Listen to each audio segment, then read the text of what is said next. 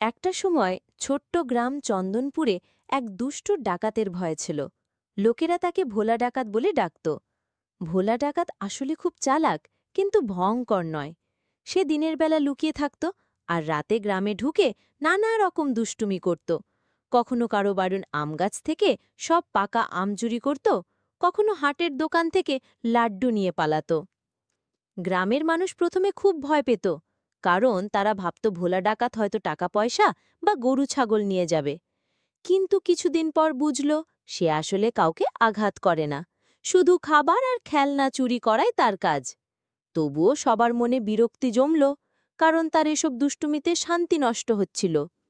একদিন গ্রামে বাচ্চারা ঠিক করল ভোলা ডাকাতকে বোকা বানাবে।